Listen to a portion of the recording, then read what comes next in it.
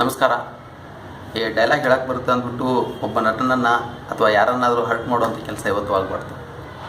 So entertainment ಆಗಿರಬೇಕು. ಅದು ಹೋಗ್ಬಿಟ್ಟು ಯಾರನ್ನೋ ಬೇದು ಮಿಸ್ಟೇಕ್ ಆಗ್ಬಾರ್ದು. ಯಾಕಂದರೆ ಸುದೀಪ್ ಸರ್ ನಮ್ಮ ಉತ್ತರ ಕರ್ನಾಟಕ ಮೇಲೆ ತುಂಬಾ ಗೌರವ ಪ್ರೀತಿ ಇಟ್ಕೊಂಡಿದ್ದಾರೆ.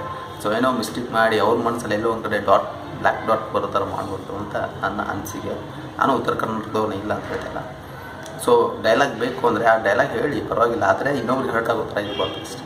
ಬೇಕಂದರೆ ರವಿಶಂಕರ್ ಅವ್ರ ಡೈಲಾಗ್ನೇ ನಾನು ಹೇಳ್ತೀನಿ ನೋಡಿ. ಶಾಕ್ ಆಯಿತಾ? ಆಗಿರಲೇಬೇಕು, ಆಗಲಿ ಅಂತ ತಾನೇ ನಿನ್ನ ಈ ಜಾಗಕ್ಕೆ ಕರ್ಕೊಂಡು ಬಂದಿರೋದು. ನಿನಗೆ ಪ್ರಮೋಷನ್ ಕೊಟ್ಟಿರೋದು ನಿನ್ನ ಡಿಪಾರ್ಟ್ಮೆಂಟೇ, ಆದರೆ ಮಾಗಡಿ ರೋಡಿಗೆ ಹಾಕ್ಸಿದ್ದು ನಾನು. ಇಂಡಿಯಾ ಮ್ಯಾಪ್ನಲ್ಲಿ ಇಲ್ಲದೇ ಇರೋ ನಿನ್ನ ಡಿಸ್ಟಿಕ್ಕಿಗೆ, ಕರ್ನಾಟಕ ಮ್ಯಾಪ್ನಲ್ಲಿ ಇಲ್ಲದೇ ಇರೋ ನಿನ್ನ ಊರಿಗೆ ಕರೆಸಿ ನನಗೆ ಬಿಟ್ಟಿಲ್ಲ. ಇವಾಗೇನು ಮಾಡ್ತೀಯ? ಇದು ನನ್ನೂರು, ನನ್ನ ಏರಿಯಾ, ನನ್ನ ಜನ.